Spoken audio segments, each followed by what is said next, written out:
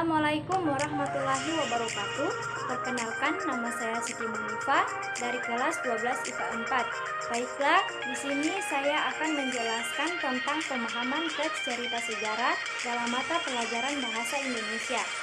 Baik, di sini saya akan menjelaskan pengertiannya, ciri-cirinya, strukturnya, serta ciri kebahasaannya.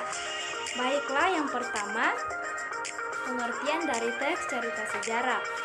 Teks cerita sejarah adalah teks yang menceritakan cerita atau kejadian di masa lampau yang benar-benar terjadi serta mengandung peristiwa sejarah.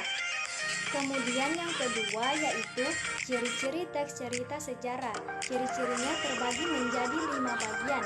Yang pertama, disajikan secara kronologis. Secara kronologis berarti secara berurutan. Kemudian yang kedua, bentuk teks cerita ulang. Yang ketiga, struktur teks terdiri dari orientasi, urutannya peristiwa, dan reorientasi. Dan yang keempat, menggunakan konjungsi temporal. Dan yang terakhir, isi berupa fakta. Kemudian yang ketiga yaitu struktur teks cerita sejarah, terbagi menjadi 3 bagian. Yang pertama, orientasi. Orientasi merupakan bagian pengenalan atau pembukaan dari teks cerita sejarah. Kemudian yang kedua, urutan peristiwa. Urutan peristiwa merupakan rekaman peristiwa sejarah yang terjadi, umumnya disampaikan dalam urutan kronologis.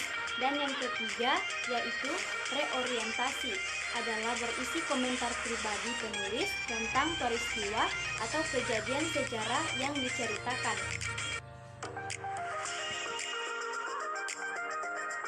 Ciri atau kaidah kebahasaan yang terdapat di dalam teks cerita sejarah yang pertama adalah pronomina. Pronomina atau kata ganti adalah kata yang dipakai untuk menggantikan benda atau menamai seseorang secara tidak langsung. Ciri kebahasaan yang kedua adalah menggunakan frasa adverbia atau kata yang menunjukkan suatu kejadian maupun peristiwa yang berkaitan dengan waktu dan juga tempat. Yang ketiga adalah banyak sekali menggunakan verba material. Verba material adalah kata yang berfungsi menunjukkan aktivitas yang dilakukan oleh partisipat seperti menunjukkan perbuatan fisik atau peristiwa. Contohnya seperti menulis, menyapu, dan lain sebagainya.